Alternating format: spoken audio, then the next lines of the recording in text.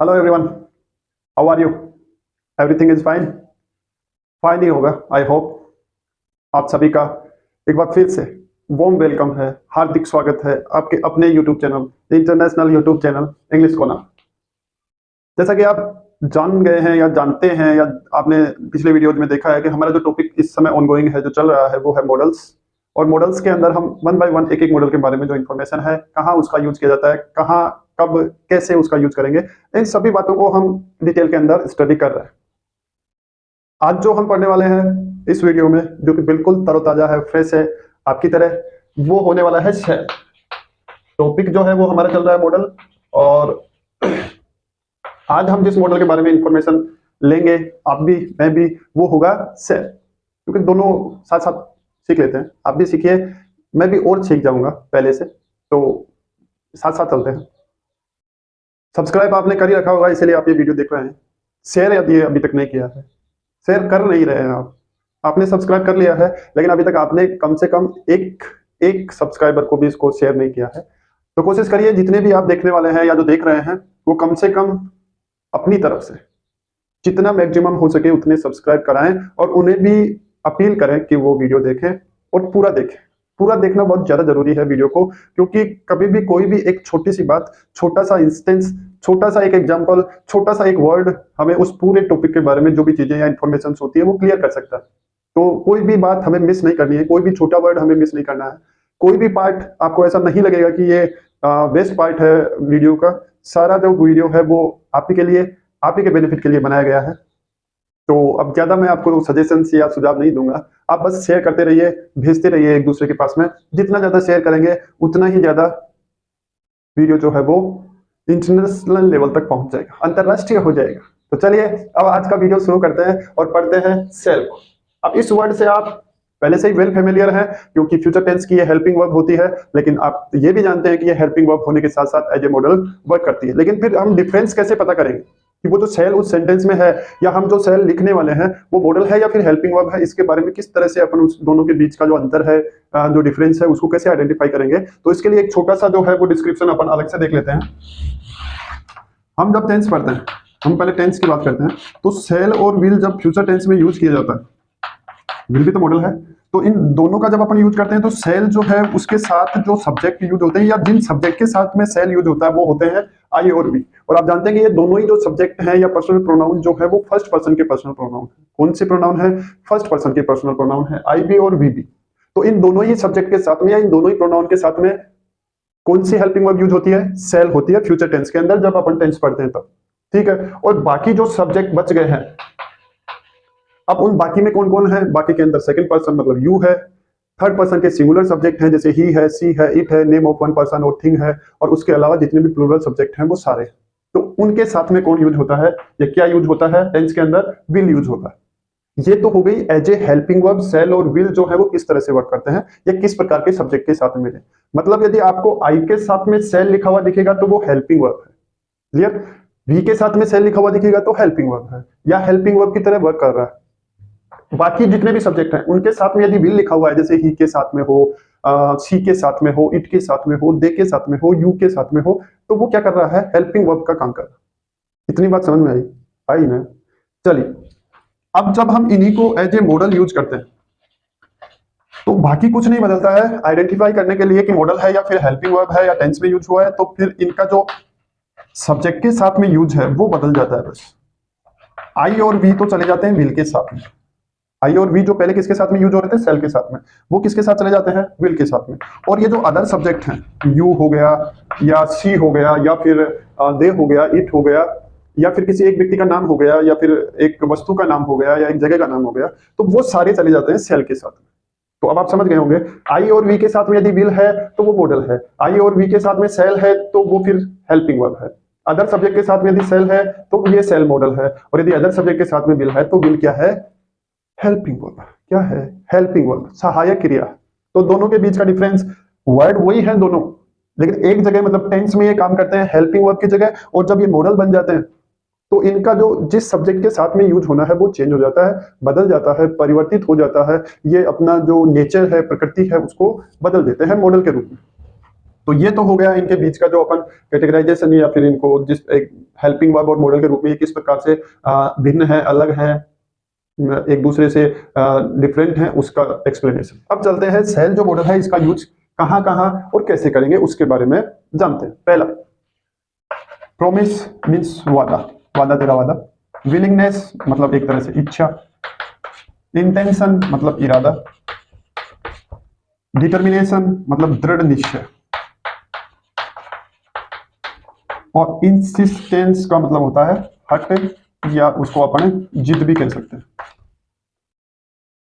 तो जिस जिस सेंटेंस में हमें ये एक्सप्रेशन दिखाई देते हैं कि उसके अंदर या तो प्रोमिस किया जा रहा है, या फिर विलिंगनेस रिप्रेजेंट की जा रही है या एक्सप्रेस की जा रही है, कोई इंटेंशन बताया गया हो, या फिर डिटर्मिनेशन बताया गया हो, या फिर कोई हट या जिद या इंसिस्टेंस एक्सप्रेस किया गया हो, तो वहां पर अपन सेल मॉडल का यूज करते हैं। लेकिन फिर से वही बात, वहां पे हमें सब्जेक्ट मिलेगी कौन से? अदर्स, मतलब you, she, he, they, it, ऐसे सब्जेक्ट मिलेंगे, या फिर किसी व्यक्ति का नाम होगा, वस्तु का नाम होगा, ऐसे होंगे सब्जेक्ट किसके साथ में? सेल के साथ में, यदि उसको मॉडल के रूप में यूज कर रहे हैं तो। ठीक है, तो एग्जांपल देखिए, you bring a car for me, तुम मेरे लिए एक गाड़ी लाओगे। तो उसके लिए वो अपन उससे क्या चाहते हैं? प्रोमिस चाहते हैं कि आप मुझे वो दिलाएंगे या लाएंगे। तो अपन यहाँ पे जो मॉडल है वो कौन सा यूज करेंगे? सेल। उसके बाद में दूसरा सेंटेंस जो है, तो मतलब ये जो एग्जांपल हो गया वो किसके लिए हो गया? प्रोमिस के लिए हो गया। दूसरा जो एग्जांपल है, C blank space by a house, ये उसकी विश है या विलिंगनेस है, तो अपन ने यूज किया सेल कि वो एक घर खरीदेगी। तीसरा जो एग्जांपल है वो है ही ब्लैंक स्पेस डू इट, वह ये करेगा, मतलब क्या है? डिटर्मिनेशन है, तो सेल। उसके बाद में you blank space shall this बस, वो उसका इरादा या इंटेंशन है। तो वो जो पहले आपको सेंटेंस को अच्छे से देखना पड़ेगा, रीड करना पड़ेगा जितना भी है, क्योंकि अभी मॉडल को तो अपन ने वहां पे फिलअप किया ही नहीं है ब्लैंक स्पेस के अंदर। तो जितना भी वो इनकम्प्लीट सेंटेंस है उसको पहले देखना पड़ेगा, अच्छी तरह से समझना पड़ेगा, और उसके बाद में उसका सेंस जब हम समझ जाएंगे कि प्रोमिस है, विलिंगनेस है, इंटेंशन है, डिटर्मिनेशन है, इंसिस्टेंस है, या फिर हट या जिद है, तो उसके अकॉर्डिंगली फिर अपन ये जितने भी एक्सप्रेशन है 5 जो है, सबके लिए ही सेल का यूज होना है। मतलब इनमें से कोई सा भी जो एक्सप्रेशन या सेंस आपको उस सेंटेंस में दिखाई देता है, उन सभी सेंसेज के लिए या एक्सप्रेशंस के लिए अपन कौन सा मॉडल यूज करेंगे? सेल मॉडल का यूज करेंगे। क्लियर? नेक्स्ट, दूसरा जो इसका यूज है वो है लीगल और कॉमर्शियल फील्ड्स में या क्षेत्रों में, कानूनी क्षेत्र में या फिर वाणिज्य क्षेत्रों में। अर्ध कानूनी में भी ले सकते हैं, सेमी जो लीगल होते हैं उसमें भी ले सकते हैं। For example, every citizen blank space have right to speak, प्रत्येक जो नागरिक है, उस देश का रहने वाला है, सिटीजन है, उसको बोलने का अधिकार होगा या है। तो उसके लिए अपन क्या यूज करते हैं? ये एक लीगल फील्ड का सेंटेंस है। एवरी सिटीजन शेल हैव, ये हमारे कॉन्स्टिट्यूशन में राइट्स दिए गए हैं, सिटीजन्स को राइट्स भी हैं, ड्यूटीज भी हैं, लेकिन हमारा ध्यान केवल राइट्स पे होता है, अपने अधिकारों पे होता है कि संविधान ने हमें क्या क्या अधिकार दिए। कॉन्स्टिट्यूशन मीन्स संविधान, संविधान का मतलब ऐसा विधान जो सबके लिए समान हो, सम प्लस विधान, संविधान। लेकिन वो अधिकार भी सबको इक्वली देता है, वैसे इक्वल करके ड्यूटीज भी देता है, लेकिन ड्यूटीज को हम इग्नोर कर जाते हैं कि वो ड्यूटीज दूसरों के हैं, हमारी नहीं है। और जब राइट्स की बात आती है, अधिकारों की बात आती है, तो दूसरों के नहीं है, वो सिर्फ हमारे ही हैं। तो इसीलिए वो थोड़ा सा जो हमारी सोशल लाइफ है वो डिस्टर्ब रहती है। बाकी कॉन्स्टिट्यूशन जो है वो सभी को इक्वली राइट्स देता है, और जो ड्यूटीज है वो भी इक्वली डिवाइड की गई है, और प्रत्येक सिटीजन पे, एवरी सिटीजन के ऊपर वो उसी तरह से सेम वे में फोर्स की गई है या फोर्सफुली अप्लाई की गई। तो खैर चलिए उसके बारे में फिर कभी डिस्कशन करेंगे कॉन्स्टिट्यूशन के बारे में। फिलहाल हमें देखना है लीगल एंड कॉमर्शियल जो फील्ड्स होते हैं उसके अंदर भी सेल का यूज किया जाता है। मतलब ऐसा कोई सेंटेंस जो लीगल फील्ड से जुड़ा हुआ हो या फिर कॉमर्शियल फील्ड से जुड़ा हुआ हो, उस सेंटेंस में भी हम उसको एक्सप्रेस करने के लिए सेल मॉडल का यूज करते हैं। अब सेल का यूज और कहां कहां होता है वो भी हम देख लेते हैं। लेट्स ये इसके मतलब दो हमने पहले यूज पढ़े, इसके एक्सप्रेशंस कौन कौन से हैं। थर्ड वाला जो है वो है सजेशंस या रिक्वेस्ट के लिए। रिक्वेस्ट यानी निवेदन, और सजेशन का मतलब सुझाव। सुझाव भी एक तरह का निवेदन ही होता है, और उसको एक्सप्रेस करने के लिए या रिक्वेस्ट को एक्सप्रेस करने के लिए हम कौन से मॉडल का यूज करते हैं? सेल मॉडल का यूज करते हैं। जैसे we sit there for some time, अब आगे क्वेश्चन मार्क लगा हुआ है, इसका मतलब जो मॉडल आने वाला है वो इस ब्लैंक स्पेस में, क्योंकि मॉडल जो है वो एक हेल्पिंग वर्ब की तरह वर्क करता है, और क्वेश्चन जो है या इंट्रोगेटिव सेंटेंस जो है वो 2 टाइप्स के होते हैं। एक हेल्पिंग वर्ब से स्टार्ट होता है, या कि मॉडल से भी स्टार्ट हो सकता है, और दूसरा जो है वो WH वर्ड से स्टार्ट होता है या क्वेश्चन वर्ड से स्टार्ट होता है। तो स्टार्ट में मॉडल आएगा, इसका मतलब ये ऑटोमेटिकली एक इंट्रोगेटिव सेंटेंस हो जाता है। तो अपन यहाँ पे जो मॉडल लिखने वाले हैं वो होगा shall, shall we sit there for some time. वो एक निवेदन किया गया है कि क्या हम थोड़ी देर वहां पे बैठ सकते हैं। नेक्स्ट जो इसका एक्सप्रेशन या जो यूज है वो है विल या डिजायर को नो करने के लिए, मतलब जानने के लिए, उसकी इच्छा क्या है। विल यानी इच्छा, डिजायर यानी भी इच्छा ही होती है, ठीक है। ये उसके मन में चल क्या रहा है वो जानने के लिए अपन सेल मॉडल का यूज करते हैं। एग्जांपल देख लीजिए, I bring the book at your office. अब ये क्वेश्चन जब हम उससे पूछेंगे किसी से भी, तो वो हमें वहां ऑफिस में बुलाना चाहता है या नहीं बुलाना चाहते हैं, वो उसके मन की बात या उसकी विल या जो डिजायर होगी वो हमें पता चल जाएगी। तो ये जानने के लिए किसी के मन में क्या चल रहा है या उसकी इच्छा क्या है, अपन सेल मॉडल का यूज करते हैं। तो जैसे ही हम यहाँ पे ये लिखेंगे तो एक तरह से वो हमें परमिशन भी दे देगा या फिर हमें उसकी इच्छा का पता भी चले जाएगा कि क्या वो हमें वहां पे बुलाना चाहता है या नहीं बुलाना चाहता है। तो एक तरह से हम उसकी डिजायर जो है उसको भी जान पाएंगे। तो ये है वो एक्सप्रेशंस जहां जहां अपन किसका यूज करते हैं, सेल का यूज करते हैं। यदि इसके साथ में नोट का यूज करते हैं, नोट का यूज भी हमें करना है, तो फिर हम जहां जहां हमने इसका अफर्मेटिव वे में यूज किया है बिल्कुल वैसा ही हम क्या कर लेंगे, नेगेटिव वे में यूज कर लेंगे। जैसे यहाँ पे मैं ये लगा दूं, नोट लगा दूं, सेंट या shall not we sit there for some time, या नोट को अपन यहाँ वी के बाद में पुट रखें करें तो shall we not sit there for some time, क्या वहां पर हम थोड़ी देर नहीं बैठ सकते हैं। या फिर इसमें लगाएं सेल आई नोट ब्रिंग। तो जहां हमें उसका नेगेटिव फॉर्म दर्शाना हो सेल का, तो अपन नोट के साथ में उन्हीं एक्सप्रेशंस में जहां पे अफर्मेटिव सेंस में यूज होता है वहां पे नेगेटिव सेंस में यूज कर लेंगे। तो ये हो गया आपका सेल फिनिश। अब जो नेक्स्ट हमारा जो काम होता है अपोजिट सीखने का या वोकेब को या वोकेबुलरी को इंप्रूव करने का, उसकी तरफ चलते हैं। और ये जो सेल है इसका काम यहीं पे कंप्लीट। चलिए अपोजिट्स की तरफ। ओके, ये है हमारे words active, correct, dependent, effective, famous, religious, certain, fit, low, cover. इनका हिंदी मीनिंग जो है एक्टिव यानी सक्रिय, करेक्ट यानी सही, डिपेंडेंट यानी निर्भर, इफेक्टिव यानी प्रभावी, फेमस यानी प्रसिद्ध या विख्यात, और रिलीजियस यानी धार्मिक, सर्टेन यानी निश्चित, फिट यानी स्वस्थ या उपयुक्त, लॉक यानी ताला लगाना, और कवर यानी ढकना। ठीक है, इनके अपोजिट्स क्या होते हैं, विलोम शब्द क्या होते हैं। एक्टिव का होता है इनएक्टिव, ये सक्रिय है तो ये क्या हो जाएगा, निष्क्रिय हो जाएगा। क्या हो जाएगा, निष्क्रिय हो जाएगा।